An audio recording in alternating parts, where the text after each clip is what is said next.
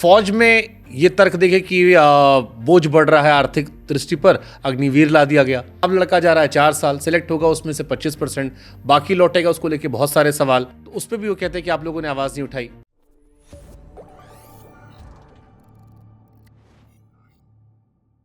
एक सवाल फिर लोग कहते हैं कि नेता लोग एक बार विधायक बन गए, मंत्री बन गए, उनकी पेंशन बरकरार रहती है।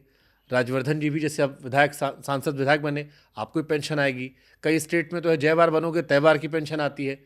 लेकिन फौज में ये तर्क देखे कि बोझ बढ़ रहा है आर्थिक दृष्टि पर, अग्निवीर ला दिया गया।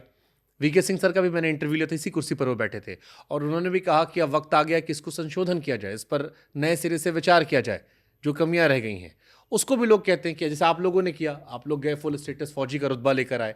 अब लड़का जा रहा है 4 साल, सिलेक्ट होगा उसमें से 25%, बाकी लौटेगा, उसको लेके बहुत सारे सवाल। तो उस पर भी वो कहते हैं कि आप लोगों ने आवाज नहीं उठाई।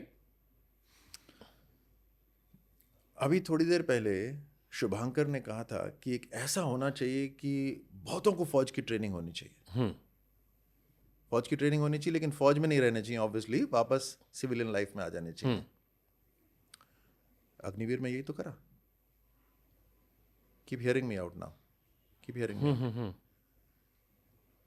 हमने कंस्क्रिप्शन जिसको बोलते हैं अमेरिका के अंदर, कई राष्ट्रों के अंदर कंस्क्रिप्शन जो है कि जबरदस्ती आपको फौज के अंदर सेवा देनी है एक उम्र के अंदर, वो हमने इस तरीके से शुरू करा कि सेना के अंदर 18-19 साल के युवा आएंगे। 4 साल तक जो कॉलेज की जो एजुकेशन करते हैं, वो कॉलेज की एजुकेशन मानिए वो सेना की एजुकेशन होगी। सेना की छाप लगेगी कि ये अनुशासित हैं, हर तरह से शारीरिक रूप से, मानसिक रूप से इन्होंने बहुत मुश्किल परिस्थितियों के अंदर अपनी सर्विस दी है, देशभक्त हैं। इनको हम, और उसमें कोई खर्चा नहीं होता, उसमें केवल आपको तनख्वाह मिलती है जो 11 लाख रुपए लेकर आप वापस जाओगे।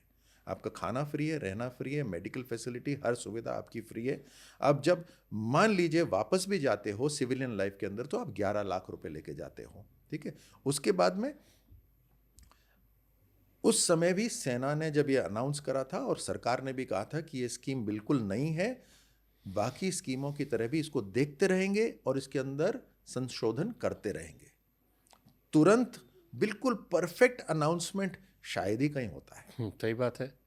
हर चीज को डिप्लॉय करा जाता है, उसको स्टार्ट करा जाता है, फिर देखा जाता है किस किस तरह से इसमें और तो कैसे फीडबैक आपके पास आ रहा है? सो सेना ने उस समय भी कहा था, जब आर्मी चीफ और उन्होंने अनाउंस करी अग्निवीर, तो ये कहा था इसकी ज़रूरत है। इस कारगिल युद्ध के अंदर जो कमेटी बैठी थी, उन्होंने रेकमेंड करा कि औसत उम्र कम करो। भारतीय जनता पार्टी ने नहीं कहा, कारगिल युद्ध कमेटी ने कहा। मानना नहीं मानना, नहीं मानोगे तो फिर से वही होगा। तो वो माना। अब उसके अंदर ये करा कि सेना के अंदर भी सर्वश्रेष्ठ योद्धा आए, तो आप 4 साल रहिए, उसमें से सबसे बेस्ट होंगे उनको रखा जाएगा। उसमें से जो वापस भी जाते हैं तो वो CAPF के अंदर, जिसमें CRPF BSF ये हो, स्टेट की पुलिस फोर्सेस के अंदर वैकेंसी कर दी गई है, राइट। आप अगर वहां से अगर निकलकर आप लोन भी लेना चाहते हो, तो लोन के अंदर भी आपको खास सहायता वो मिलेगी, प्रायोरिटी मिलेगी, प्राथमिकता मिलेगी। आपको कोई बिजनेस सेटअप करना चाहते हो, 11 लाख रुपए तो आपके खुद ही के हैं। उसके बाद आप लोन भी लेना चाहते हो तो आपको लोन भी प्राथमिकता से मिलती है। तो आप अपना JCB खरीदना चाहते हो, आप अपना कुछ अर्थ मूविंग प्लांट खरीदना चाहते हो, आप कुछ करना चाहते हो, आप ट्रेडिंग करना चाहते हो, वो सुविधा भी है आपके पास में। तो और संशोधन भी हो रहे हैं। क्या देश को आगे नहीं बढ़ना चाहिए?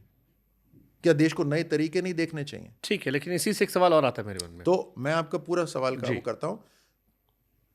तो VK सिंह और राज्यवर्धन, हम सब इसके अंदर सहयोगी थे। जहां भारत की सरकार ने पहले जो रिकमेंडेशन हुआ था कारगिल युद्ध कमेटी को, उसको ध्यान में रखते हुए सेना को बोला कि आप निर्णय करिए आपको क्या चाहिए, और सेना ने ये कहा कि हमारे को ये चाहिए, उसके ऊपर काम हो रहा है। तो ये गलत है कहना कि बोल नहीं रहे। ठीक।